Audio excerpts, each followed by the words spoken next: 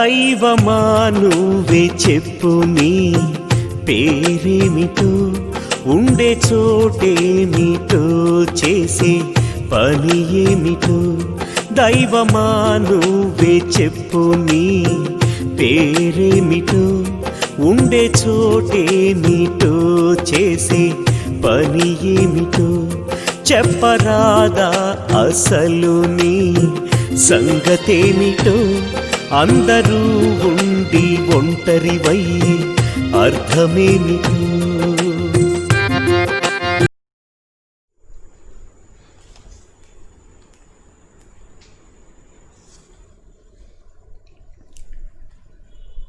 ఈరోజు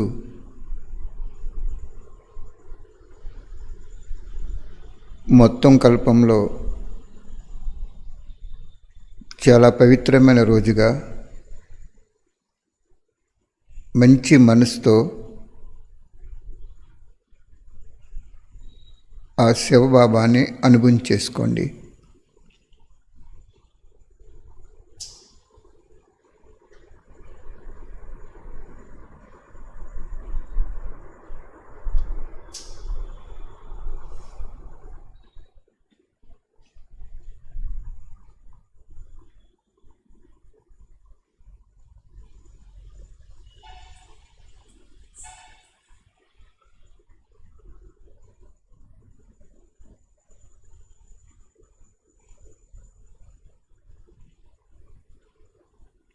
మురళి వినేటప్పుడు నేను ఈశ్వరుడి యొక్క విద్యార్థిని అని సంకల్పం చేసుకుని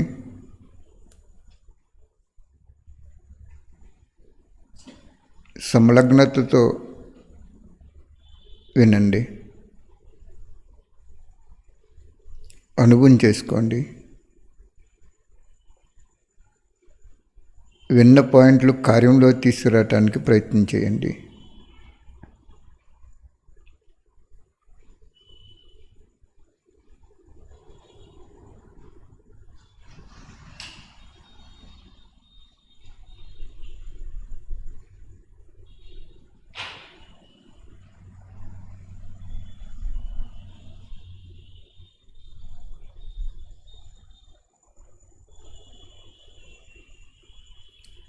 ఈ యావత్ ప్రపంచంలో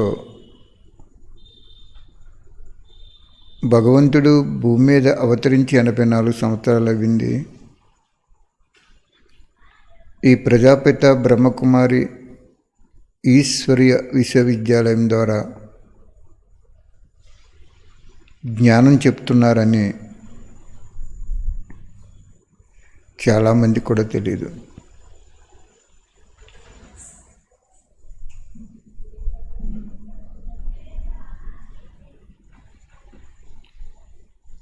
తెలిస్తే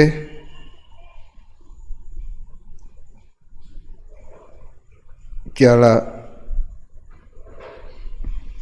బాబాను తెలుసుకుంటూ ముందుకెళ్ళే ఆత్మలు కూడా ఉన్నారు.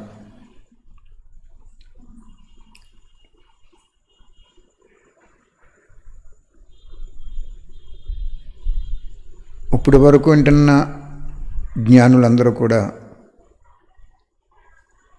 త్యాగము, యోగము, సేవ చేసుకోండి. దీని ఆధారంగా మీ వైబ్రేషన్స్ అనేక ఆత్మలకు వెళ్ళిపోతుంది. ఎందుకంటే ఈరోజు ఇంకా సృష్టి నడుస్తుంది.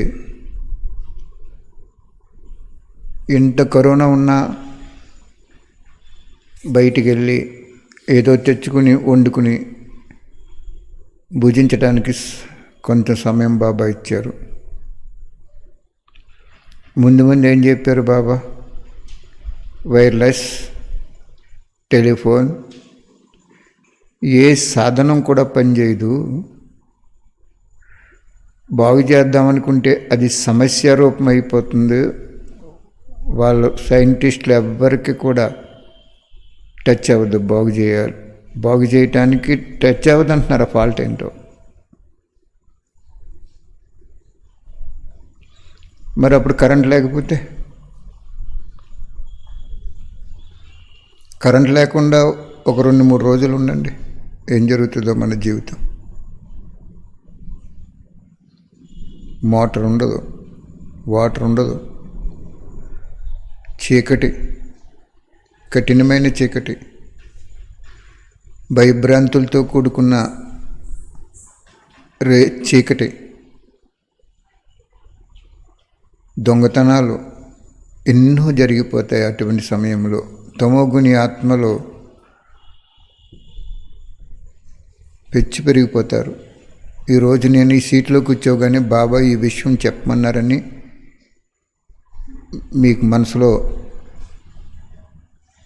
దాచుకుని దయాహృదయులై దాతలు అవ్వండి. అర్థమైందా? కరెంటు అనేది కూడా ఉండదు, ఇంకా వైర్లెస్ ఉండదన్నారు, టెలిఫోన్స్ ఉండవన్నారు, ఏ సాధనం కూడా పనిచేయదన్నారు. పని చేయించడానికి పెద్ద పెద్ద ఇంజనీర్లు వచ్చి ప్రయత్నం చేసిన సాధనాలు సమస్య రూపంలో మారిపోతాయి, బాగుపడవని చెప్పారు బాబా.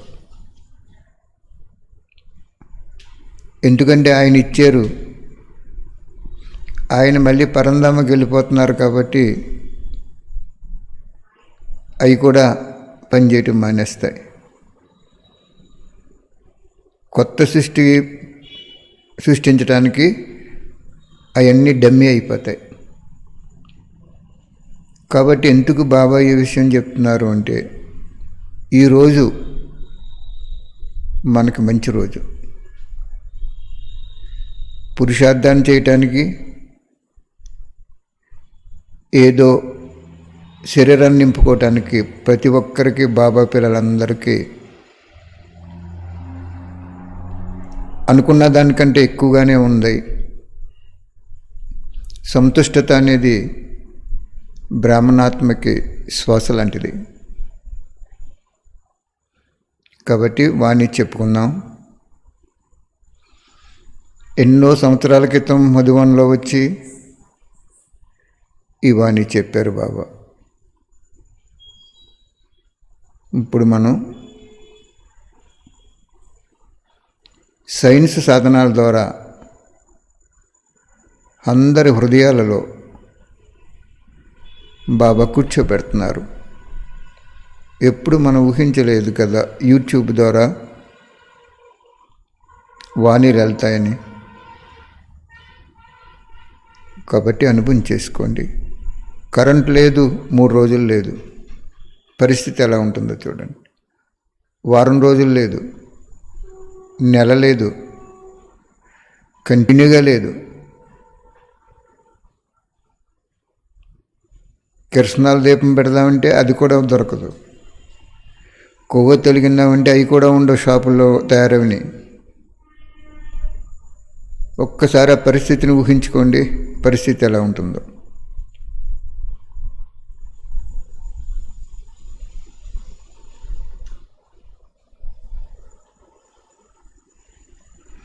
పాతిళ్ళు ఒక రూమ్ నుంచి మిగిలినన్ని పడగొడితే కనీసం ఆ రూమ్లో అయినా కాపురం చేయొచ్చు. మొత్తం పడగొట్టేస్తే. కాబట్టి ఈరోజు విన్న వాణిలో నేను ఎలా నడుచుకోవాలనేది చూసుకుని నడుచుకోవటానికి ప్రయత్నం చేయండి. ఫలితం తప్పకుండా వస్తుంది. నడుచుకోవటానికే వాణి చెప్తున్నారు బాబా. శివబాబా అంటున్నారు, గౌరవం అనేది మీకు ఎలా లభిస్తుంది? ఏ యుగంలో ఏ విధమైన గౌరవం లభిస్తుంది?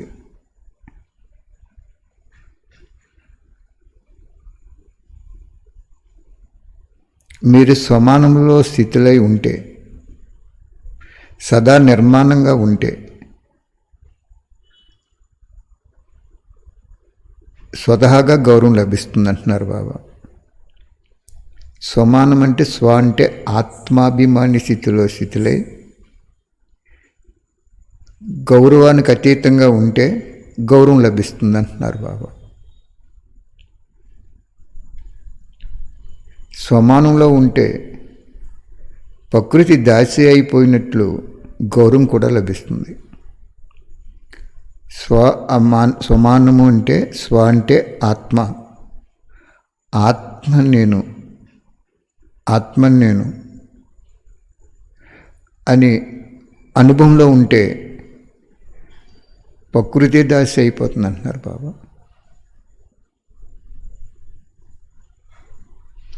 సపోజ్ మన ఏరియాలో వరద వచ్చేసింది అనుకోండి,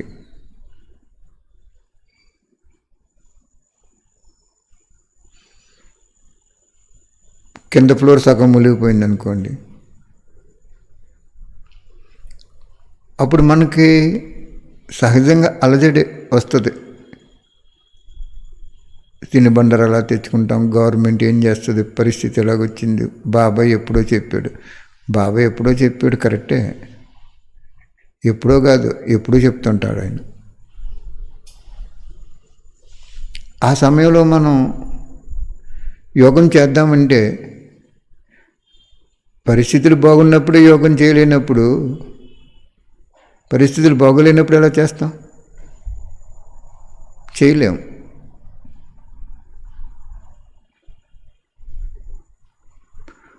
అందుకు బాబాయ్ ఏమంటున్నారు, ఇప్పటి నుంచి నిరంతరము స్వమానంలో ఉండండి. స్వ అంటే ఆత్మాభిమాని స్థితిలో ఉండండి. ఆత్మ పరంధామంలో ఉన్నప్పుడు ఏమీ తెలియదు దానికి.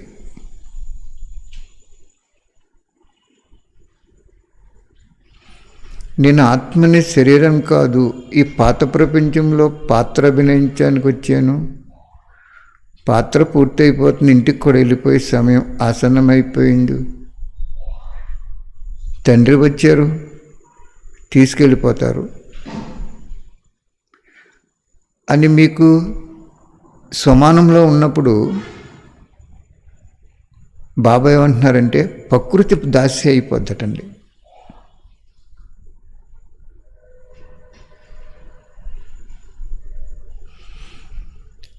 అలాగే అందరూ కూడా నిన్ను గౌరవిస్తారు అని చెప్తున్నారు బాబా.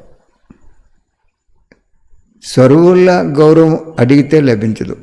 నాకు గౌరవం ఇవ్వండి, నేను హోదాలో ఉన్నాను అని మీరు అనుకున్న గౌరవం రాదంటున్నారు బాబా.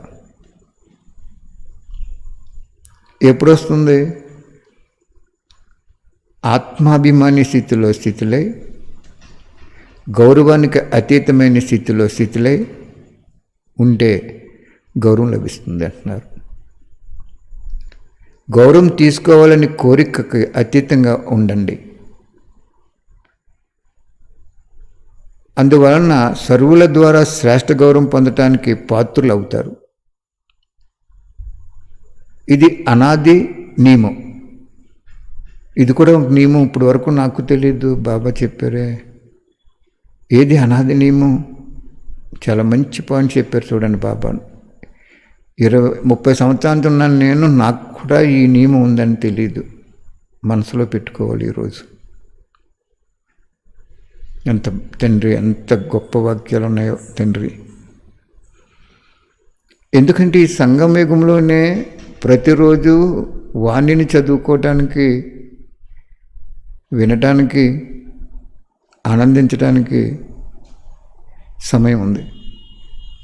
ఇంక ఏ యుగంలోనూ ఈ వాణిలు లభించవు. ఏమైపోతాయి? ఈ వాణి పుస్తకాలు ఇవన్నీ ప్రకృతిలో కలిసిపోతాయి. ప్రకృతిలో కలిసిపోయేటప్పుడు మన మనసులో కలిపేసుకోవాలి ఇట్లని. అనాది నియమం ఏం చెప్పారు బాబా అన్నప్పుడు ఇదొక నియమం అంటున్నారు. ఏంటి ఆ నియమం చూద్దాం.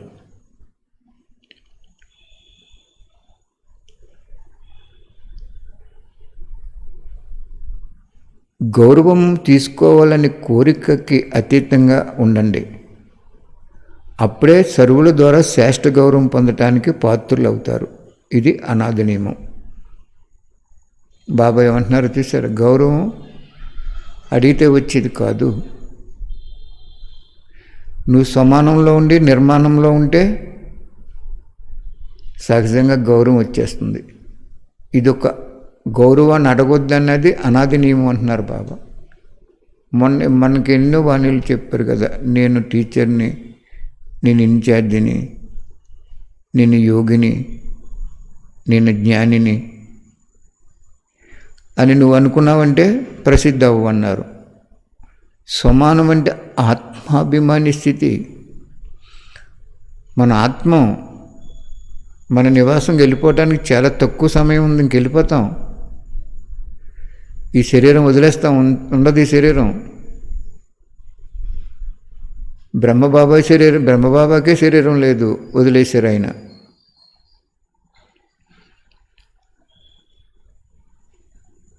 నిన్ను అవమానం చేసినప్పుడు కూడా నిన్ను అవమానం చేశారు వీళ్ళని నీకు టించి రాకూడదు అంటున్నారు బాబా. నిన్ను నిందించినా, అవమానం చేసినా, లేనిది ఉన్నట్లు ప్రజలకు చెప్పినా నీ గురించి, ఏదేమైనా ఆత్మ అభిమాని స్థితిలో ఉండటమే అనాది నియమం అంటున్నారు బాబా. ఆత్మాభిమాని స్థితిలో ఉండటం కూడా 4వ నియమం ఇది. నేను కూడా ఈరోజు బాబా ఎంత మంచివారో చూడండి, మనకు కొత్త విషయం కూడా తెలియజేశారు మనందరికీ. అండర్లైన్ చేసుకోవాలి ఇటువంటి పాయింట్లు. ఇది అనాది నియమం అంటున్నారు. సర్వుల గౌరవం అడిగితే లభించదు, కానీ మనం గౌరవం ఇస్తూ స్వమానంలో ఉంటే ప్రకృతి దాసి అయిపోయినట్లుగా గౌరవం కూడా లభిస్తుంది. ఇతరులకు ఇస్తూ మనం సమానంలో ఉండాలంటున్నారు. కేవలం ఈ ఒక్క జన్మకే గౌరవం కాదు మీకు, మొత్తం కల్పంలో అర్ధకల్పము ఉన్నత కుటుంబంలో వారిగా ప్రజల నుండి గౌరవం పొందుతారు. అంటే సత్యయుగము త్రేతాయుగంలో ప్రతి ఒక్కరికి కూడా గౌరవిస్తారంటున్నారు బాబా. ఇక్కడ ఉన్నత కుటుంబంలో ఉంటారంట. అర్ధకల్పం ఉన్నత కుటుంబంలో వారిగా ఉండి ప్రజల నుండి గౌరవం పొందుతారు. ఎంచేత సంగమయుగంలో మనం సమానంలో నిర్మాణంలో ఉన్నాం కాబట్టి ఆ శక్తి ఆత్మ వెంబడి కూడా వచ్చేస్తుంది.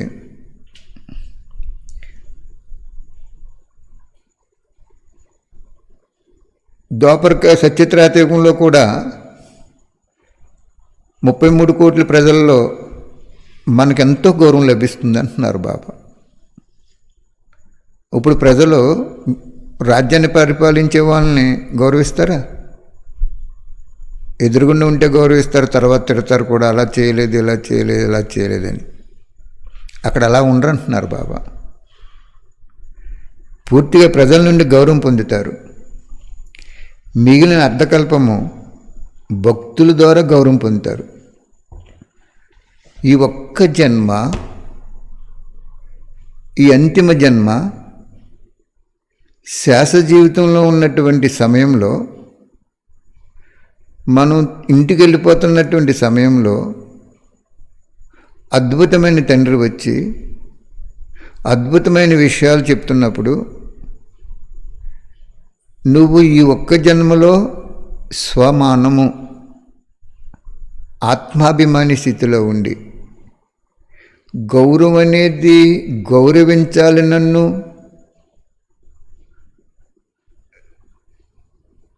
నా మాట వినాలి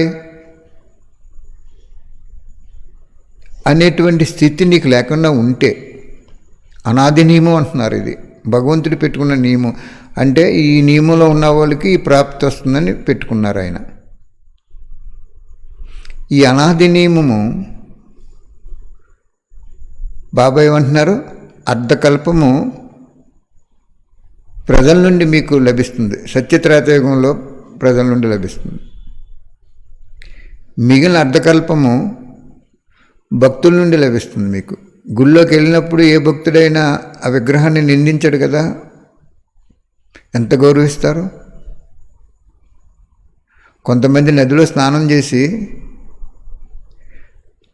ఆ తడిబట్టతో కూర్చుని అభిషేకం చేయించుకుని వణికిపోతున్నా కూడా చలిలో ఆ నిగ్రహ శక్తితో అభిషేకం చేయించుకున్న వాళ్ళని చూశాను నేను లాస్ట్ జ్ఞానంలోకి వచ్చేటప్పుడు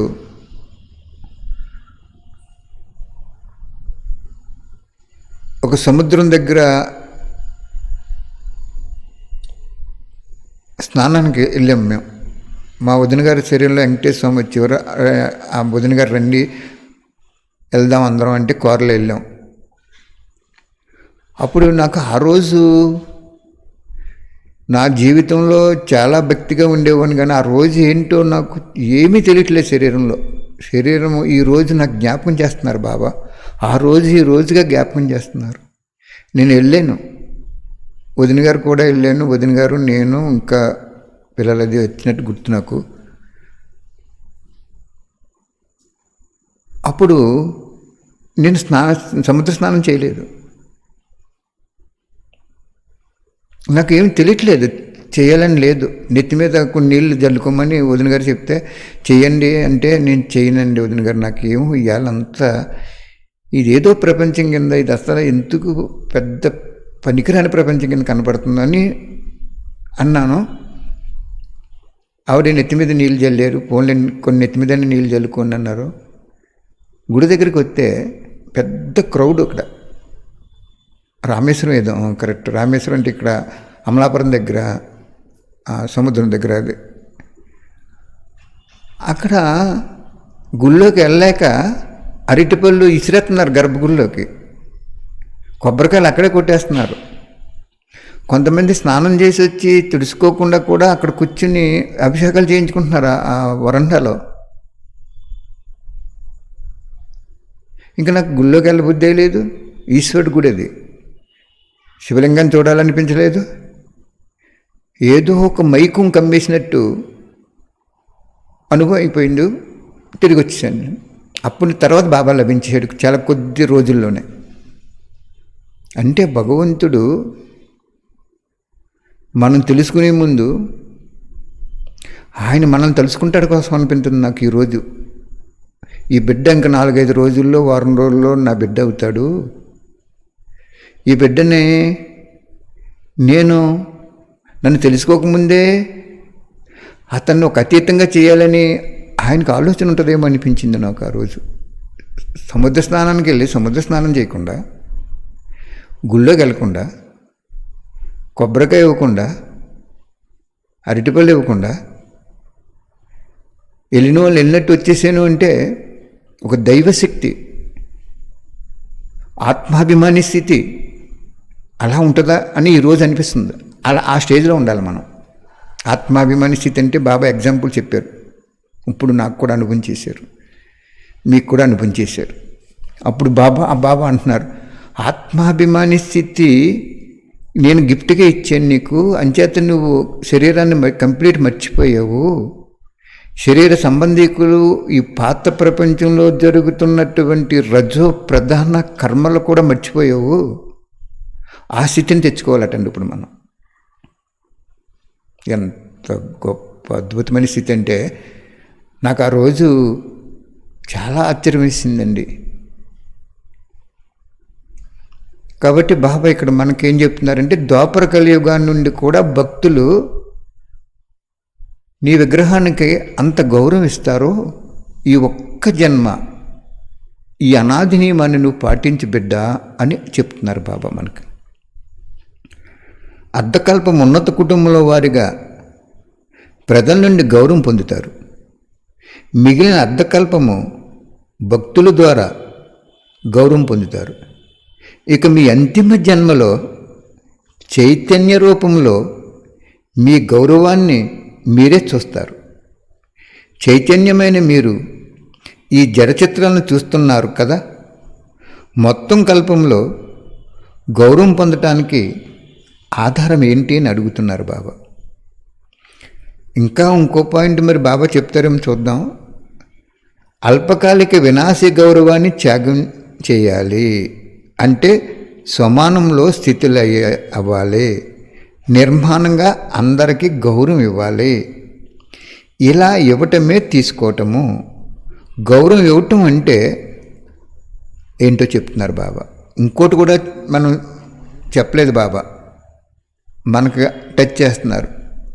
ఈ సంగమయుగంలో కూడా బాబా పిల్లలు ఎంత తుంటరిగా అల్లరిగా ఆయన్ని కూడా ఆయన్ని వాక్యాలు దాచేసినా,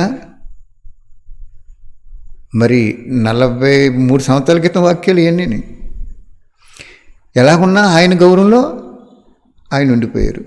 ఆయన ఏం గౌరవంలో ఉన్నారు? ఎవరు చేసుకుంటే వాళ్ళు పొందుతారు, ఆ మర్యాదలో ఉండిపోయారు ఆయన. నేను ఎవరిని ఏమనకూడదు, చేయని వాళ్ళని ఏమనకూడదు, చేసిన వాళ్ళని ఏమనకూడదు. ట్రైను స్టేషన్కి వచ్చింది, ఆగింది. నువ్వు ఎక్కాలా లేకపోతే బలవంతంగా ఎక్కిస్తారా? నువ్వు ఎక్కడికి వెళ్ళాలో అక్కడ టికెట్ తీసుకుని ముందుగా ట్రైన్ ఎక్కాలి, అప్పుడు ఎక్కడికి వెళ్ళాలో అక్కడికి వెళ్తావు. అదేవిధంగా బాబా ఏమంటున్నారు? గౌరవం ఇవ్వటమే తీసుకోవటం. అసలు సంగమయుగంలో కూడా గౌరవం, భగవంతుడు మనకి ఎంత గౌరవం ఇచ్చాడు. నీకు ఈ తప్పు చేస్తే శిక్ష పడుతుందని చెప్పారు, ఈ ఒప్పు చేస్తే ఈ సౌభాగ్యం వస్తుందని చెప్పాడు తప్ప నిన్నెప్పుడు అగౌరవపరచలేదు కదా ఆయన. ఎవరో బాబా ఎవరిని అగౌరవపరచలేదు. ఫలానా పేరు చెప్పారా, ఫలానా వాళ్ళు ఇలా ఉన్నారని.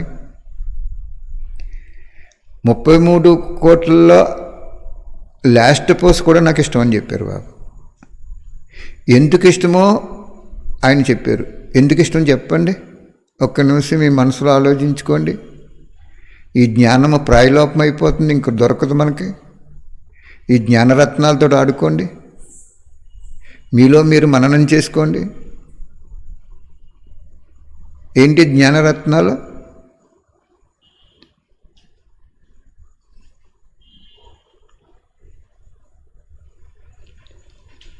జ్ఞానరత్నాలు ఎంతైతే మనం విలుస్తామో అంతంత బాబా ప్రపంచంలో ఉన్నతాత్మగా ప్రత్యక్షం చేస్తానన్నారు బాబా. గౌరవం ఇవ్వటం అంటే ఏమంటున్నారు బాబా?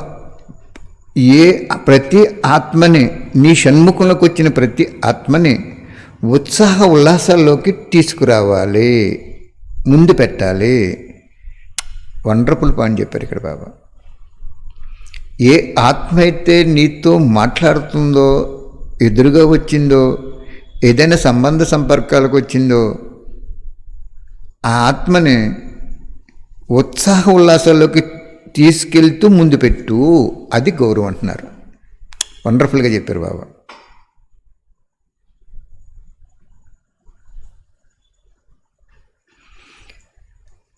నువ్వు సేవ చేస్తున్నావు, ఆ ఆత్మచేత చేయించు. నువ్వు యోగం చేస్తున్నావు, ఆ ఆత్మచేత చేయించు. నువ్వు క్లాత్ చేస్తున్నావు, ఆ ఆత్మచేత కూడా క్లాత్ చేయించు. నువ్వు వెనకాల ఉండి ఆ ఆత్మను ముందు పెట్టి అంటున్నారు బాబా. ఉత్సాహ ఉల్లాసాల్లోకి తీసుకురా. వాళ్ళకి ఉత్సాహం ఉల్లాసం ఎప్పుడు వస్తుంది? ఇప్పుడు మనం చూడండి, బొక్కులు పంచిపెట్టుకోండి, తూర్పులో 20 కిలోమీటర్లు వెళ్ళిపోండి, దక్షిణం ఉత్తరం పడమర వెళ్ళిపోండి, ఏ గ్రామం కూడా మిగల్చకండి. వాళ్ళని పుస్తకం ఇస్తే వాళ్ళు ఆనందిస్తారు. ఇలాగ మనం పొందింది వాళ్ళ చేత చేయించటం గౌరవం ఇవ్వటం అంటున్నారు. సబ్జెక్ట్ ఎలా తీసుకొచ్చారో చూసారా బాబా? ఎవరైనా సృష్టికర్త, ఎవరైనా నీ ఆత్మకి తండ్రి, ఎవరైనా అంతిమలో సర్వాత్మలకి తండ్రిని నిరూపణ చేసుకునే అద్భుతమైన తండ్రి. ఇలా ఇవ్వటమే తీసుకోవటం. ఆ ఆత్మ ఉత్సాహ ఉల్లాసాల్లోకి తీసుకువచ్చి ముందు పెట్టాలి. అల్పకాలిక వస్తువులను దానం చేస్తే లేదా సహయోగం ఇస్తే అల్పకాలిక పుణ్యం లభిస్తుందని అంటారు కదా భక్తిలో. కానీ ఈ సదాకాలిక ఉత్సాహ ఉల్లాసాలు అంటే సంతోషమనే ఖజానాన్ని, స్వయం యొక్క సహయోగాన్ని ఇవ్వటం ద్వారా ఆత్మ సదాకాలికంగా పుణ్యాత్మగా అయిపోతుంది. మళ్ళీ చెప్తున్నాను చూడండి, చాలా మంచి పాయింట్ ఇది. ఎప్పుడైతే నువ్వు నీ దగ్గరికి వచ్చిన ఆత్మను ఉత్సాహ ఉల్లాసాల్లోకి తీసుకువచ్చి ముందు పెడతావో, భక్తి మార్గంలో అల్పకాలిక వస్తువులను దానం చేస్తే లేదా సహయోగం చేస్తే అల్పకాలిక పుణ్యం వస్తుందని చెప్తారు కదా. అక్కడ అల్పకాలికం ఒక జన్మకి వస్తుంది.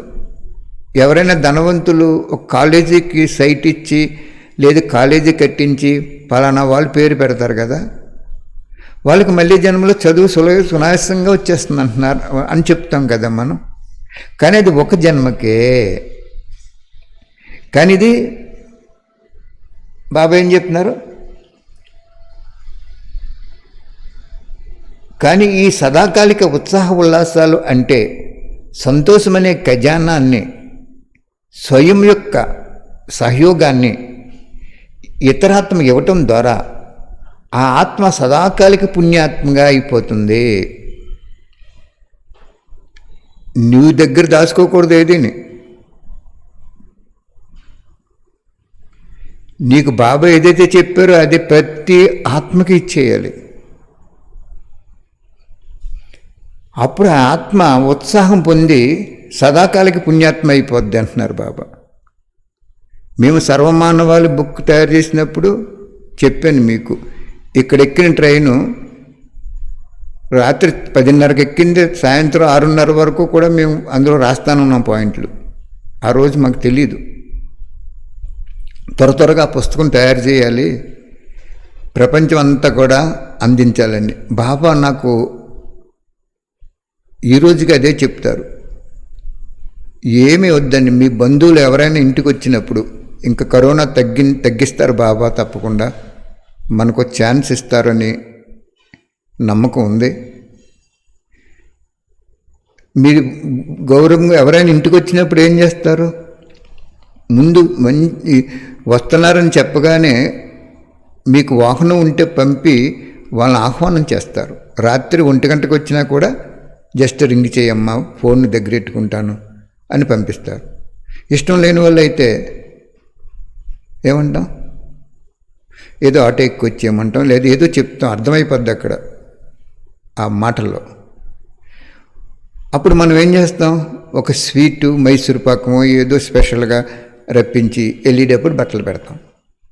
నేను చాలామందిలో చూశాను, ఇది ఇప్పటికే ఉంది ఆచారం. బాబా ఏమంటున్నారంటే వాళ్ళకి గౌరవం ఇవ్వండి, కానీ ఆ స్వీట్కి అవే ఖర్చు, ఆ బట్టలు కట్టే ఖర్చు ఆపేయండి. ఎందుకంటే ఇంక బట్టలు పెట్టిన అన్నాల్లో ఉండో చిరిగిపోతాయి, అవి ఏమో ప్రకృతిలో కలిసిపోతాయి. అది ఈ లోకం యొక్క నియమం. అది పరమాత్మ నియమం ఏంటి, ఆ ఆత్మని సదాకాలికంగా పుణ్యాత్మ చెయ్యి అంటున్నాడు బాబా. ఉత్సాహ ఉల్లాసంలో తీసుకురా అంటున్నాడు బాబా.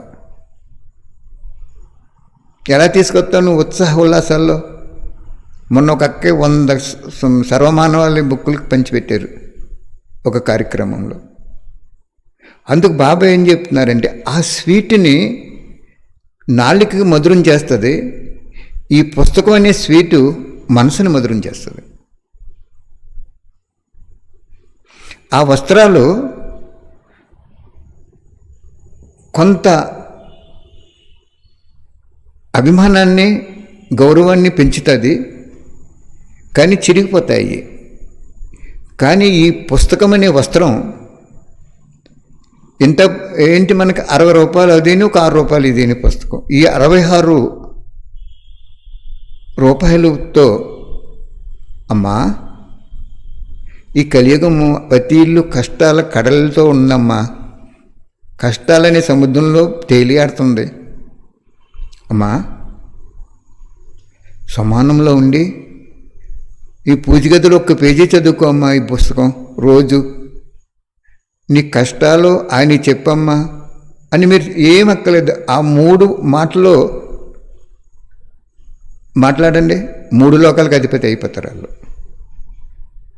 ఒక అక్కయ్య చెప్తున్నారు, జ్ఞానంలో ఉన్నారు, వాళ్ళు చెప్తున్నారు, అన్నయ్య నేను ఈ బుక్లో మాతలు మైదానంలోకి వచ్చినప్పుడు వినాశనం అయిపోతుందన్నాడు. ఆ రాత్రంతా నాకు నిద్రట్లేదు అన్నయ్య. అప్పుడు నేను కూలి పనికి వెళ్ళి మన్నాడు కొంత డబ్బులు సంపాదించుకుని బుక్కులు తెప్పించుకుంటున్నాను అన్నయ్య అన్నారు.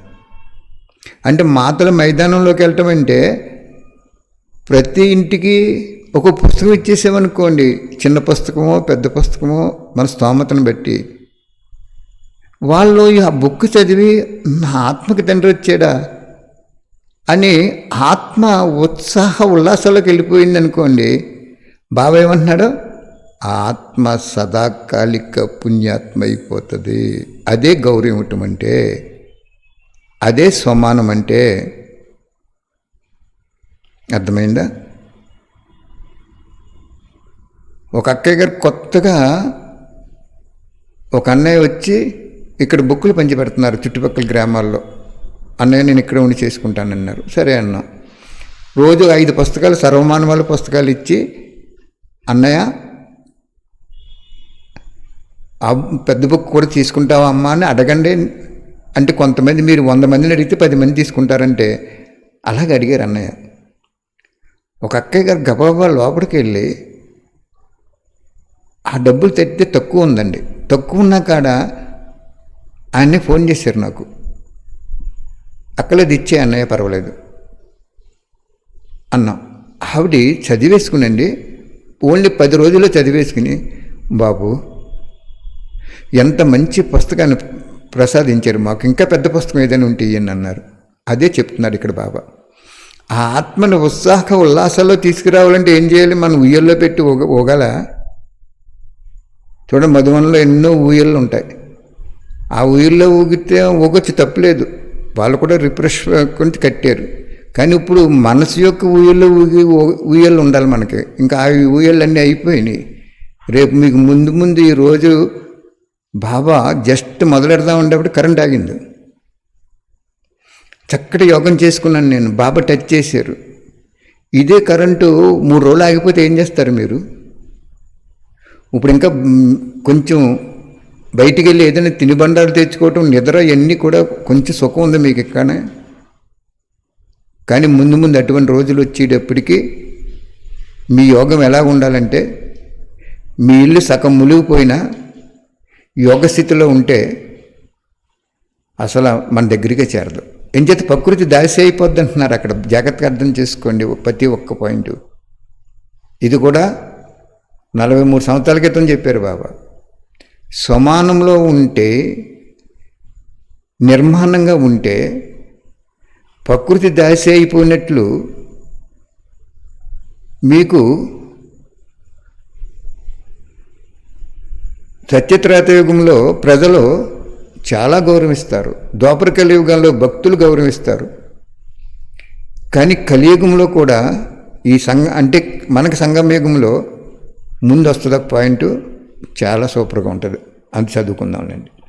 కాబట్టి బాబా అంటున్నాడు, ఉత్సాహ ఉల్లాసాల్లో తీసుకురావటం, గౌరవం ఇవ్వటం. అంతేగాని వాళ్ళకి శాలువ కప్పి సన్మానం చేసి పొగిడి అది గౌరవం కాదు. తండ్రి ఉండగా ఎవ్వరికి సన్మానం చేయకూడదు. అది బ్రహ్మబాబా ఉన్నప్పుడు చెప్పినటువంటి బాబా ఇంకొకరి శరీరంలోకి వచ్చి చెప్పారు అది. కాబట్టి ఇక్కడ ఆత్మని ఉత్సాహ ఉల్లాసంలో తీసుకురావాలి. కానీ ఇక్కడ ఏదో కిరీటం పెట్టేసి, శాలువ కప్పేసి, ఏదో పొగిడేసి, ఆయన నుంచి ఏదో పొందేయాలి. ఆ పొగటంలో కూడా ఏదో పొందాలని నువ్వు అన్నప్పుడు నీ మనసు స్వార్థంతో ఉంది, అక్కడ ఉత్సాహంలో లేదు. అందుకు ఇక్కడ బాబా చాలా క్లారిటీ ఇస్తున్నారు. బాబా సదాకాలిక ఉత్సాహ ఉల్లాసాలు ఉంటే సంతోషం అనే ఖజానాన్ని, స్వయం యొక్క సహయోగాన్ని ఇవ్వటం ద్వారా ఆ ఆత్మ సదాకాలికంగా అంటే ఎల్లప్పుడూ పుణ్యాత్మగా అయిపోతుంది. ఏ వండర్ఫుల్ పాయింట్ చెప్పారు చూడండి. అందువలన ఇదే చాలా చాలా గొప్ప పుణ్యం. ఒక్క జన్మతో చేసిన ఈ పుణ్యం యొక్క ఫలము మొత్తం 5000 సంవత్సరాలు కల్పమంతా లభిస్తుంది మీకు. ఎంచేత భగవంతుడు వచ్చి చెప్పాడు కాబట్టి ఫలం కూడా కల్పమంతా ఉంటుంది. అదే బయట వాళ్ళు ఒక్క జన్మకే చేశారు అనుకోండి, ఒక కాలేజీ కట్టించారు, లేదు పేదవాళ్ళకి అన్నం పెట్టారు. అన్నం పెట్టినప్పుడు ఏమవుతుంది? వాళ్ళకి ఆరోగ్యం ప్రతి జన్మలో ఉండదు, అక్కడ ఒక జన్మకే ఉంటుంది. ధర్మపిత్తకి పరంపిత్తకి తేడా లేదా? ధర్మపిత్త ధర్మానికి తండ్రి అతను, పరంపిత్త పరమాత్ముడు ప్రపంచానికే తండ్రి. అందువలన గౌరవం ఇవ్వటం అంటే ఇవ్వటం కాదు సుమా, మనం తీసుకోవటమే. లౌకికంగా కూడా ఎవరైనా పుణ్యకర్మ చేస్తే అందరూ ద్వారా వారికి గౌరవం లభిస్తుంది. కానీ ఈ శ్రేష్ఠ పుణ్యం యొక్క ఫలితంగా గౌరవనీయంగా మరియు పూజనీయంగా అవుతున్నారు. అర్థమైందా అని అడుగుతున్నారు బాబా. చూసారా గౌరవం గురించి ఏం చెప్పారు బాబా? మనం గౌరవం ఎవరికి ఇస్తాం? ఒక సాధువు వస్తే ఇస్తామా? ఒక అడుక్కునేవాడు వస్తే ఇస్తామా? ఇస్తాం. ఎప్పుడు? సమానంలో ఉన్నప్పుడు, ఆత్మాభిమాని స్థితిలో ఉన్నప్పుడు, నిర్మాణ స్థితిలో ఉన్నప్పుడు, నిరహంకారిగా ఉన్నప్పుడు, నిర్వికారిగా ఉన్నప్పుడు, నిరాకారి స్థితిలో ఉన్నప్పుడు. పదాలు వేరు కానీ స్థితి ఒకటే. పంచదార చిలకలు తయారు చేయడానికి పెళ్ళిళ్ళలో చూడండి, పంచదారతో చిలకలు తయారు చేసేవారు ఇదివరకు. అది తీగా ఉంటుంది. పాలలో వేసుకోండి, రూపం వేరైనా కానీ దాని తీపిదనం తీగానే ఉంటుంది కదా. చిలక్కని తయారు చేసి భుజించండి, తీగానే ఉంటుంది. అది ఏ రూపం మారినప్పటికీ దానిలో ఉన్న గుణము తీపిదనాన్ని ఇవ్వటమే. అదేవిధంగా బాబా అంటున్నాడు సదాకాలికంగా పుణ్యాత్మ అయిపోతుంది అంటున్నారు. అంచేత గౌరవం అనేది బీదవాడిలాగైతు ధనవంతుడి వరకు, అజ్ఞానిలాగైతు జ్ఞాని వరకు, రాజకీయ నాయకుడిలాగైతు రోడ్డు తుడుచుకునేటువంటి స్కేవెంజర్ వరకు కూడా అందరికీ గౌరవం ఇవ్వాలి. ఎప్పుడు ఇవ్వగలదు నువ్వు? నీలో కోరికలు లేనప్పుడు ఇవ్వగలదు. ఎప్పుడు ఇవ్వగలదు నువ్వు? ఆత్మాభిమాని స్థితిలో ఉండి, ఆత్మల శరీరంలో ఉన్నది ఆత్మ, ఈ ధనవంతుడి శరీరంలో ఉన్నది ఆత్మే, కుష్టివ్యాధి వాడి శరీరంలో ఉన్నది ఆత్మే, కష్టపడి పనిచేసే వాళ్ళ శరీరంలో ఉన్నది ఆత్మే, ఐఏఎస్ ఆఫీసరు వారి శరీరంలో ఉన్నది ఆత్మే, గుళ్ళో పూజారి శరీరంలో ఉన్నది ఆత్మే, పీఠాధిపతి శరీరంలో ఉన్నది ఆత్మే, తపస్సు చేస్తున్నటువంటి సన్యాసులు శరీరంలో ఉన్నది ఆత్మే. ఆత్మే ఆత్మే ఆత్మాభిమాని స్థితి అలవాటు చేసుకుంటే నువ్వెక్కడే పరిస్థితి అయిపోతావు. నీ ఉండే స్థానమే సాకార లోకంలో సూక్ష్మతం అయిపోద్ది. అర్థమైందా?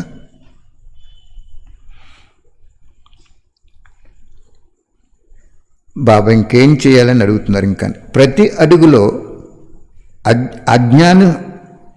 ఆజ్ఞానుసారం నడవాలి.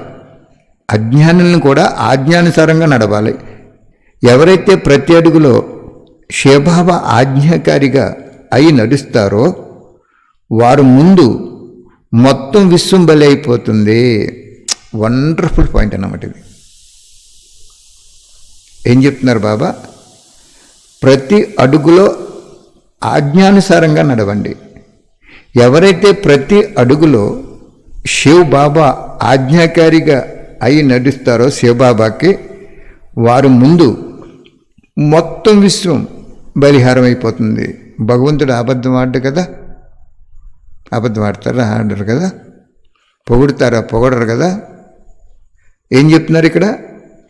లా చెప్తున్నారు. శివపరమాత్ముడు ఇచ్చిన ఆజ్ఞ ఎక్కడుంటుంది? వాణిలో ఉంటుంది. ఆ ఆజ్ఞ ప్రకారం నువ్వు నడుచుకుంటే ఏం జరుగుతుంది? మొత్తం ప్రపంచం బలైపోద్ది అంటున్నారు బాబా. మరి మాయ కూడా సర్వవంశ సహితంగా బలిహారం అయిపోతుంది. అంటే ఇంక మీ ముందు ఏ రూపంలో కూడా మాయ రాదు.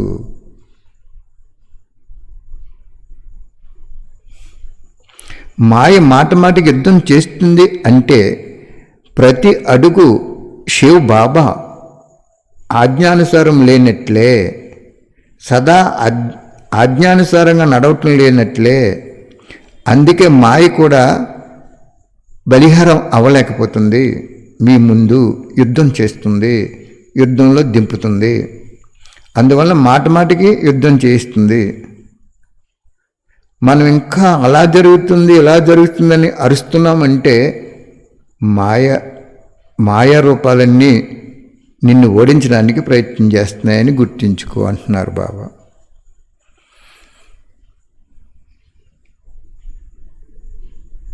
మొత్తం విశ్వం బలైపోతుందంటండి భగవంతుడి ఆజ్ఞ ప్రకారం నడిస్తే. నడిచామా? ఎంతమంది నడిచాం? ఏం ఆజ్ఞ ఇచ్చారు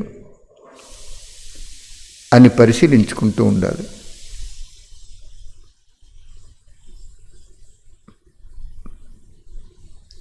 నిన్నేం చెప్పారు బాబా?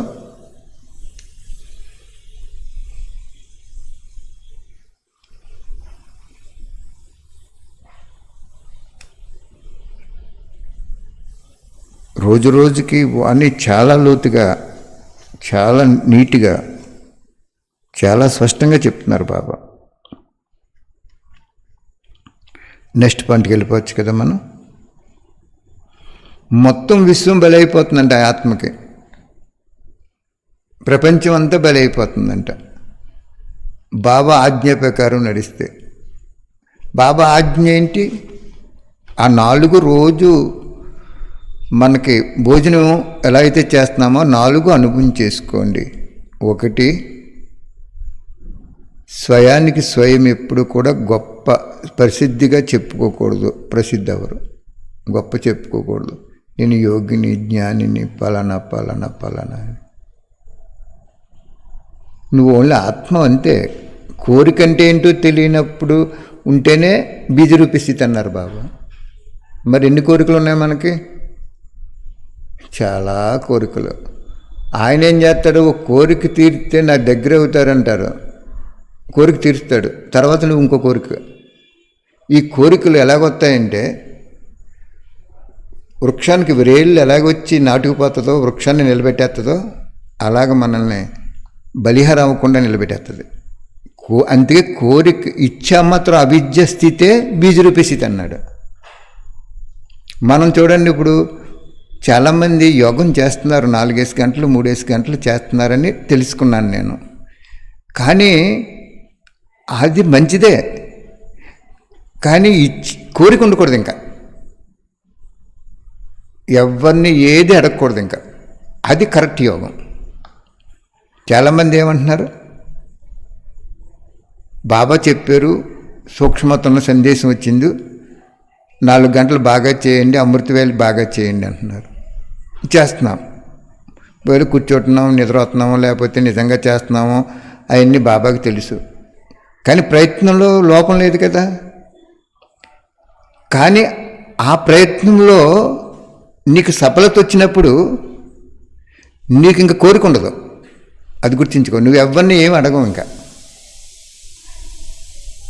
కోరిక రహితం అయిపోతుంది అక్కడ. కోరిక రహితమైనప్పుడే నువ్వు దేవత అవుతావు, ఇచ్చేవాడిగా అవుతావు, కానీ తీసుకునేవాడిగావో. అది పరిశీలించుకోండి. మీ యోగం కరెక్ట్గా ఉన్నప్పుడు అస్సలు ఒక వ్యక్తికి రావాలని కానీ, మన దగ్గరికి ఒక బాబా పిల్లోడి సెంటర్కి రావాలని కానీ, ఏదైనా ఇవ్వాలని కానీ, లేదు మనం అడగాలని కానీ, లేదు ఏదో ఒక రూపంలో మనం పుచ్చుకోవాలని కానీ అస్సలు కోరిక ఉండదు. ట్రాఫిక్ కంట్రోల్ అయింది యోగం చేసుకోండి.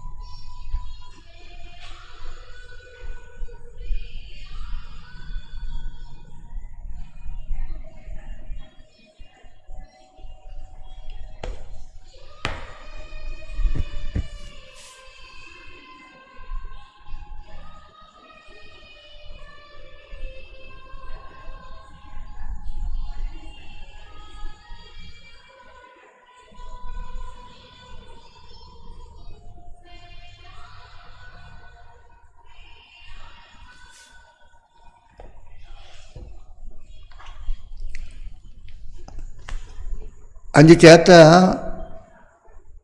ఇన్ని గంటలు యోగం చేస్తున్నాము అని మీరు అనుకుంటే మీ యొక్క స్థూల ఏకాగ్రతకి ధన్యవాదాలు.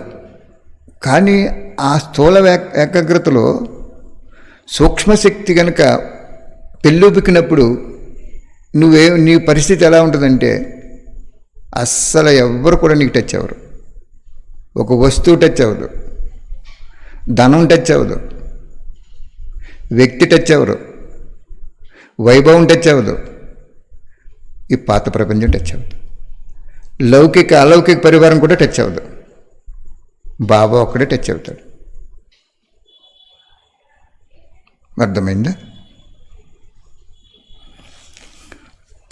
బాబా చెప్తున్నారు, నిశ్చయ బుద్ధి పిల్లలకి శివబాబా తన సర్వ సంపత్తి సహితంగా బలిహారం అయిపోతారు. సంగమయుగంలో నిశ్చయ బుద్ధి ఆత్మ విజయంతి అంటారు. నిశ్చయ బుద్ధి ఆత్మకి సర్వ సంపత్తి సహితంగా భగవంతుడు బలి అయిపోతాడంట. భగవంతుడి దగ్గర సంపత్తి ఎంత ఉంది? ఈ భూమి అయిందే, సముద్రం అన్నీ అందే. ప్రకృతి దాసి అయిపోద్ది అక్కడ. సర్వసంపత్తి సహితంగా బలిహారం అయిపోవటం అంటే ప్రకృతి దాసి అయిపోద్ది మీకు. ఒకటి. రెండు, ఆయన దగ్గర ఉన్నటువంటి సూక్ష్మశక్తులు ఏవైతే ఉన్నాయో అవి కూడా నీకు లభించేస్తాయి. 20 లాతూర్లో భూకంపం వచ్చినప్పుడు నేను పలమనేరులో ఉన్నాను. అప్పుడు చేయించాడు బాబా మనసా సేవ. నాకేం తెలుసు మనసా సేవ అంటే ఆయనలో ఉండేటువంటి ఒక మనసా సేవ అని ఒక శక్తి, సూక్ష్మశక్తి నాకు ఇచ్చారు. ఆ రోజు నుంచి ఈ రోజు వరకు గిఫ్ట్ ఏది. నాకు నిశ్చయం ఉంది కాబట్టి బాబా మీద, ఆ నిశ్చయం వల్ల సర్వసంపత్తి సహితంగా బలిహారం అయిపోయారు అంటున్నారు బాబా. ఆ రోజు 27 సంవత్సరాలు సుమారుగా అవుతుందేమో గుర్తులేదు.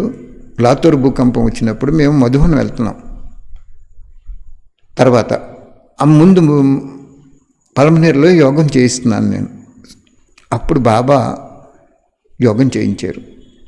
ఆటోమేటిక్గా మనసా సేవలు పెరిగిపోయినాయి. మరి ఆయన సర్వసంపత్తి సహితంగా బలిహారం అవుతారన్నారంటే ఎప్పుడవుతారు? నిశ్చయ బుద్ధి ఉన్నప్పుడు. నిశ్చయ బుద్ధి ఆత్మ గుర్తేంటి? విజయం పొందుతుంది. నిశ్చయ బుద్ధి ఆత్మ గుర్తేంటి? ఏది తన కోసం ఉంచుకోదు. Just like బ్రహ్మబాబాలాగా. మనం ఎన్ని ఉంచుకుంటున్నాం మనం ఇప్పుడు? కాబట్టి మంచి సూపర్ పాయింట్ అన్నమాట ఇది. నిశ్చయ బుద్ధి ఆత్మకి శివబాబా సర్వసంపత్తి సహితంగా బలిహారం అయిపోతారు. భగవంతుడు మనకు బలిహారం అవుతాడట. ఎక్కడైనా ఉంది ఇది? భగవంతుడు జ్ఞాని ఆత్మలైన మనకి, నిశ్చయ బుద్ధి ఉన్న ఆత్మకి బలిహారం అయిపోతాడంట. అలాగే మరి ఈరోజు మా వరకు చూసుకుంటే అన్ని రకాల స్థూలం సూక్ష్మం అన్నీ ఇచ్చేశారు బాబా. బలిహారం అయిపోయారు ఆయన. ఆ బలిహారం అయిపోయింది కూడా మళ్ళీ ఆయనకే బలిహారం చేసేస్తాం మేము. సాధారణంగా మేము ఉంచుకోం. మేము అంటున్నాను అంటే మీరు కూడా ఉంచుకోకండి. అప్పుడు మనమందరం ఒకటైపోతాం. బాబా ఏ కార్యం చేయించినా నన్ను ప్రాక్టికల్గా చేసి అప్పుడు మాట్లాడించాడు. ప్రాక్టికల్గా చేయకుండా మాట్లాడించాడు. నేను చూశాను. అది ప్రభావం పడదు. అందుచేత బాబా ఇక్కడ ఏమంటున్నారు? నిశ్చయ బుద్ధి ఆత్మ ఎవరైతే ఉన్నారో, నిశ్చయ బుద్ధి ఆత్మకి రేపు రోజు ఎలాగ గడుస్తుందని ఏదీ దాచుకోదు.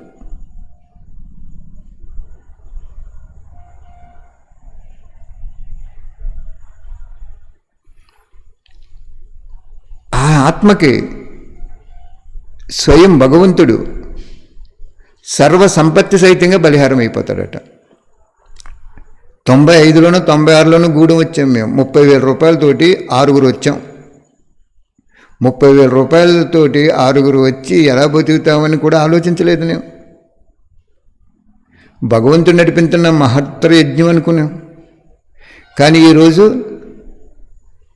95 నుంచి లెక్క చెప్తే ఈరోజు స్థూలము సూక్ష్మము అన్ని శక్తులు కూడా బాబా మాకు ప్రసాదించాడు.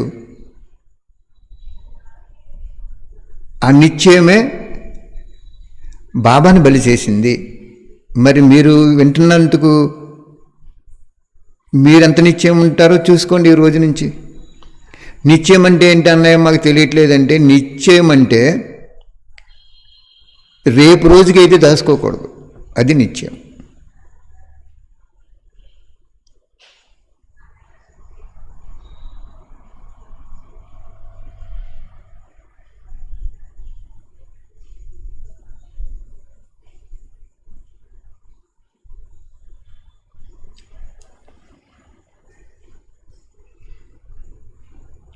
పరిశీలన శక్తి లేకపోవటం కారణంగా, బుద్ధి యొక్క ఏకాగ్రత శక్తి లేకపోవటం కారణంగా, వ్యర్థ సంకల్పాలు అశుద్ధ సంకల్పాలు అలజడి ఎక్కువైపోయిన కారణంగా, ఒకరిలోనే సర్వరత్నాలు అనుభవం చేసుకోలేని స్థితి ఉన్న కారణంగా, ఇతరుల నుండి పాత ప్రపంచం నుంచి అనేక రకాల అల్పకాలిక రసాలు అనుభవం చేసుకుంటున్నట్టు కారణంగా మీరు నిశ్చయ బుద్ధి అవ్వట్లేదు అని చెప్తున్నారు బాబా.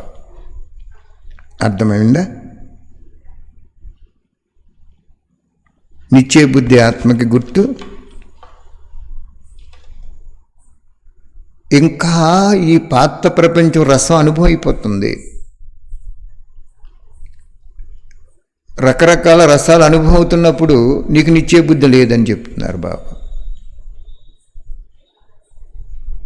ఒకరిలోనే నువ్వు అన్ని రసాలు చూడలేకపోతున్నావు కాబట్టి నీకు నిశ్చయం లేదు. అందుకు మీకు అన్ని శక్తులు బాబా మీకు ఇవ్వట్లేదు, ఏదో ఒక శక్తి ఇస్తున్నారు అంతే. ఒకదానికి నువ్వు ఓకే అన్నావు, ఆ శక్తి ఇస్తారు. కూరలో ఉప్పు వేస్తే ఒక రకమైన రుచి, కారం వేస్తే ఒక రకమైన రుచి, అన్నీ వేస్తే అద్భుతమైన రుచి. అలాగే పరమాత్మ శివుడు నీకు బలిహారం అవ్వాలి అంటే నీకు రేపు రోజు ఈ అద్దె ఎలా కట్టాలి, ఈ జీవితం ఎలా చేయాలి, అసలు రేపు రోజు ఉందనుకోవద్దు. ఈరోజే మనం శరీరం వదిలేసామనుకోవాలి. మమ్మలాగా అంతిమ గడి అనుకున్నప్పుడు నీకు నిశ్చయం వచ్చేస్తుంది. ప్రయత్నం చేసి చూడండి, చాలా సక్సెస్ అయిపోతారు మీరు. మొత్తం ప్రపంచమే బలైపోద్ది మీకు. బాబా బలైపోయాడంటే ప్రపంచం బలైపోయినట్టే. మీకు ప్రైమ్ మినిస్టర్ గారు మీకు బాగా ఒక క్లోజ్ ఫ్రెండ్ కానీ లేకపోతే ఒక సంబంధీకుడు కానీ తండ్రి కానీ అవ్వారనుకోండి, మొత్తం ప్రపంచం మీకు గౌరవించేస్తుంది. ఆ రాజ్యం అంతా గౌరవించేస్తుంది. అలాగే బాబా ఏమంటున్నాడు, నీకు నిశ్చయ బుద్ధి ఉంటే నేను సర్వ సంపత్తి సహితంగా నా దగ్గర ఏదైతే ఉందో అంతా నీకు ఇచ్చేస్తాను.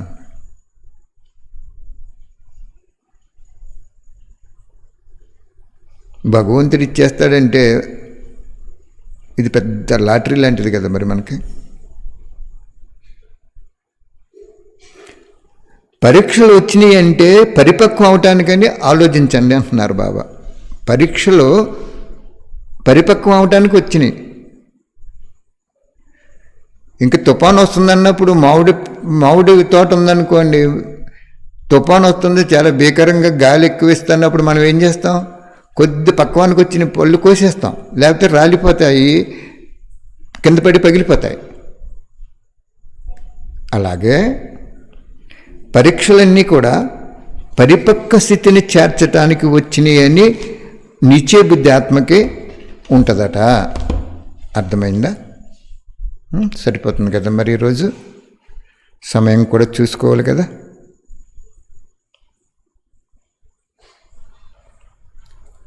చాలా మంచి మంచి మంచి మంచో ఇంకా అసలు పదాలు లేవు ఆ వాణిని వర్ణన చేయటానికి. చాలా అదృష్టవంతులు మీరు. ఎంత అదృష్టవంతులంటే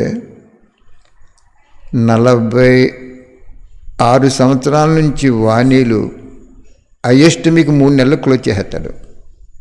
ఇంక వాణీలు ఉండవు. కనీ విని ఎరగనట్టుగా మీకు ఎక్స్ప్లెయిన్ చేస్తున్నాడు సైన్స్ సాధనాల ద్వారా ఆ మహానుభావుడు. ఆయన పెద్ద సైంటిస్ట్, మీకు తెలుసో తెలీదో. భగవంతుడు సైంటిస్ట్ అని చెప్పుకోడు, గొప్ప సైంటిస్ట్ ఆయన. ఆయన సైంటిస్ట్ కాబట్టే టెలిఫోన్ పనిచేయదు, వైర్లెస్ ఉండదు, సాధనాలు పనిచేయవు, అవి సమస్య రూపంలో అయిపోతాయి. ఎందుకు చెప్పాడు?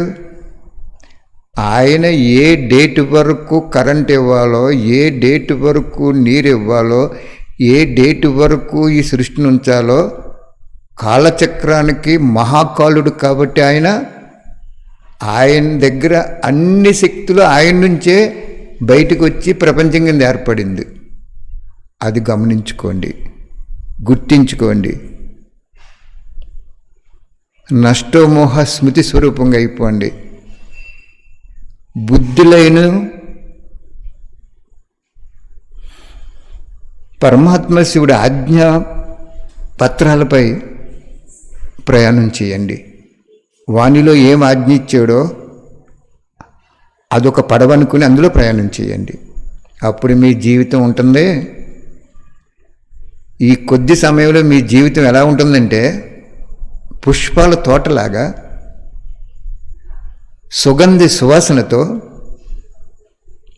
పరమాత్ముడు స్వయంగా అక్కడ విహరించేలాగా, అనేక ఆత్మలు ఆకర్షించేలాగా మీ ఇల్లు తయారైపోతుంది, మీ మనసు తయారైపోతుంది.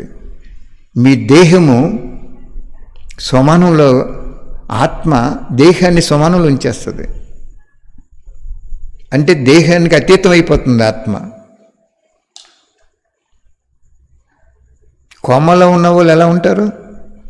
అన్నీ ఉంటాయి, మాట ఉండదు, గుర్తింపు ఉండదు, చూపు ఉండదు. అలాగే సమానం అంటే పరమాత్మ స్మృతిలో ఎన్ని సెకండ్లు ఉన్నావో అన్ని సెకండ్లు నీకు ఎన్నో గంటల కింద పనిచేస్తుంది. మొన్న ఏమన్నారు బాబా? ఒక్క నిమిషము లేదా ఒక్క సెకండు సర్వ సంబంధాల అనుభూతితో నన్ను జ్ఞాపకం చేసుకో చాలు, ఆ రోజంతా నీకు శక్తి వచ్చేస్తున్నారు. మరి 4 గంటలు 5 గంటలు మనం తపస్సు చేస్తున్నాం, అదే చెప్తున్నాడు అక్కడ. ఆ తపస్సు ఎందుకంటే సర్వ సంబంధాల అనుభూతి కోసం. మరి సర్వ సంబంధాల అనుభూతి అవ్వట్లేదు అంటే అంతకుముందు పాపం ఉంది మన దగ్గర. ఆ పాపం భస్మం అవ్వాలంటే ఆ తపస్సు నుంచి లేచిన తర్వాత నీకు ఇంకే కోరిక ఉండకూడదు. వాళ్ళు కావాలి, ఇది కావాలి, అలా జరగాలి, ఇలా జరగాలి అని కోరిక ఉండకూడదు. ఏది ఎలా జరిగినా మంచి జరుగుతుంది. మంచి లేకుండా శివబాబా భూమి మీదకి వచ్చిన రోజు లగాయితూ స్వర్గం వచ్చే వరకు ఈ ప్రపంచంలో లౌకికంలో అయినా అలౌకికంలో అయినా ఏది జరిగినా కళ్యాణం ఉంటుంది.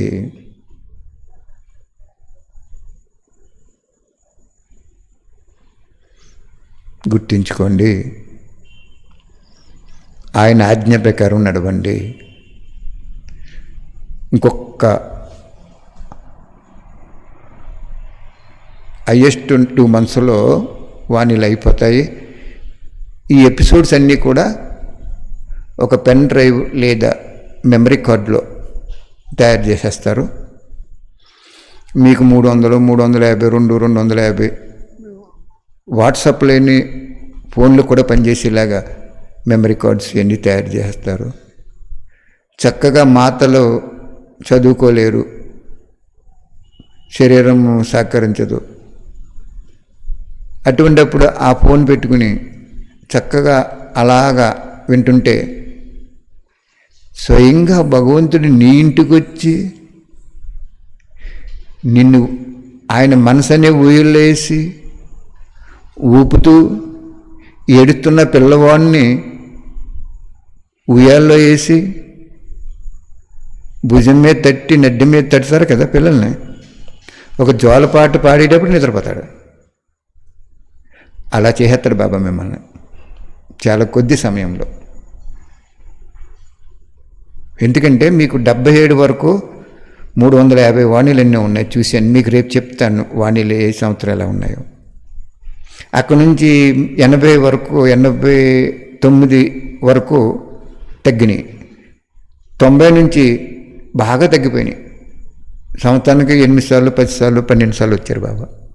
అంచేత మీకు హయ్యెస్ట్ అక్టోబర్ 1 కల్లా ఇవి వచ్చేస్తాయి. అప్పుడు అది కొనుక్కుంటారు, ఫోన్లో పెట్టుకుంటారు, ఇంట్రెస్ట్గా వినేస్తారు.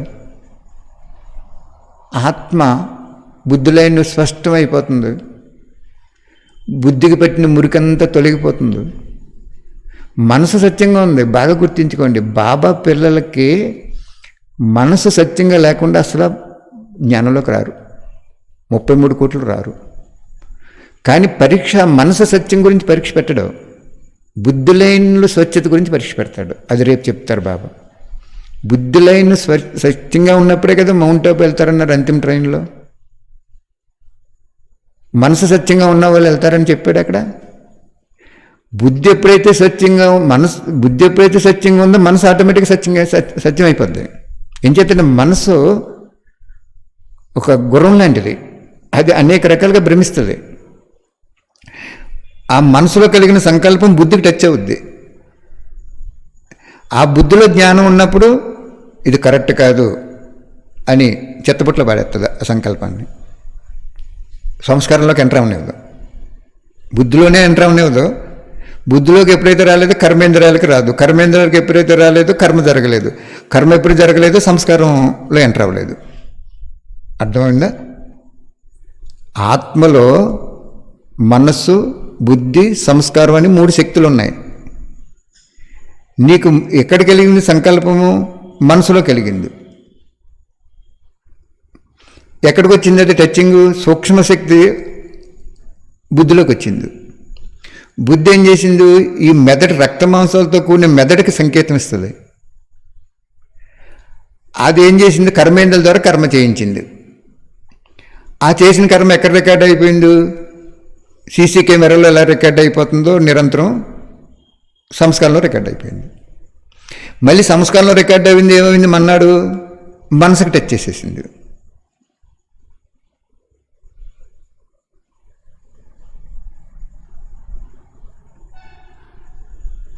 అందుకు బాబా ఏం చెప్తున్నాడు?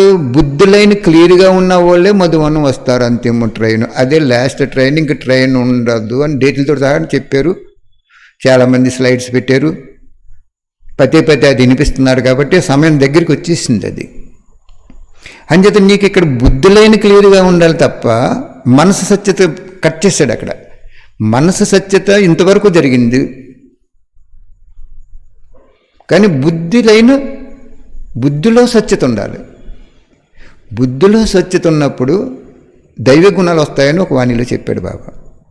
అంటే దైవం కింద తయారైపోయింది ఆత్మ. నీకేంటంటే డిసైడ్ చేసేది బుద్ధి, సంకల్పాలు ఇచ్చేది మనసు, కర్మ చేయించేది కూడా బుద్ధే. సముద్రంలో నీరు ఆవిరవిందు, మేఘాల్లో ఉంది నీరు. చల్లగాలి తగిలినప్పుడు వర్షం కురుతుంది, కిందకు వచ్చేస్తుంది. ఓకే, థ్యాంక్ యూ బాబా. చక్కటి ఉదాహరణలతో చెప్పేవాళ్ళకి ఎంతో ఆనందమనే రసం పోతున్నావు, నువ్వు చెప్పుకుంటున్నావు. వినేవాళ్ళకి చంటి పిల్లల్లాగా ఊరిలో వేసి ముసలి వాళ్ళని కూడా 80 సంవత్సరాలు ఉండేటువంటి మాతల్ని కూడా మాయను దూరం చేసి ఈ వాణి అనే ఊయిల్లో వేసి చక్కగా హృదయాన్ని తేలిక చేసి శరీరాన్ని కూడా ఆరోగ్యవంతంగా చేసేస్తున్నావు. నువ్వు ఆనందంగా చేసేస్తున్నావు. వాళ్ళని మనసుతో నాట్యం చేసేటువంటి మాతలుగా తయారు చేసేసావు. అంటే వండర్ఫుల్ బాబా, నువ్వు వండర్ఫుల్ డ్రామా. ఇది చాలా తక్కువ సమయంలో 5000 సంవత్సరాలకు ప్రాప్తిస్తున్నామంటే కనీవిని ఎరగనటువంటి ప్రాప్తిది. ఎంత పోగొట్టుకున్న ఆత్మ అయినా, ఎంత నిన్ను సామాన్యంగా చూసి జ్ఞానం తెలిసిన ఆత్మనైనా స్వర్గం తీసుకొస్తున్నావు. అది గ్రేట్. ప్రజలుగానో, దాసీలుగానో, షావుకారుగానో అంటే ధనవంతుడుగానో ఎక్కడొక్కడ తీసుకొస్తున్నావు. నిన్ను తెలుసుకున్న ఆత్మ స్వర్గం మస్టన్సుడ్గా వచ్చేస్తుంది. 2500 సంవత్సరాల్లో కొన్ని జన్మలు తీసుకుంటుంది. నీ ఆజ్ఞని నీ ఆజ్ఞని వ్యతిరేకం చేసినా కూడా స్వర్గం తీసుకొస్తున్నావు. మరి నీ అంత దయాహృదయుడు, నీ అంత కళ్యాణకారి భావన, ఆదిలో ప్రతి పిల్లవాడు చేసినటువంటి ఒక సహయోగాన్ని మర్చిపోకుండా స్వర్గం తీసుకొస్తున్నావు అంటే నీ యొక్క కరుణ అనే ఒక శక్తిని మేము వర్ణన చేయలేం, దాన్ని విలువ కట్టలేం. కరుణామయుడు అనేది పరమసత్యం. థ్యాంక్ యూ బాబా. అందరిపైన కరుణ చూపించండి. ఈరోజు మిమ్మల్ని మేము మనసారా కోరుకునేది, ప్రతి బిడ్డ పైన, అనారోగ్యవంతుడి పైన, అజ్ఞాని ఆత్మపైన, సమాజాన్ని కూలదోసేసే ఆత్మలపైన, కఠిన హృదయంతో పాత్రభనించే ఆత్మలపైన, అందరిపైన కరుణారసం కురిపించి బాబా. కరుణారసం కురిపించి శివబాబా. కరుణారసం తాగించి శివబాబా. తాగిన తర్వాత వాళ్ళ మనసు ద్వారా ఓ తండ్రి, ఓహో ప్రభు, ఓహో నీ లీల అని వాళ్ళు నాట్యం చేస్తారు మనసుతో. Thank you Baba. Thank you very much.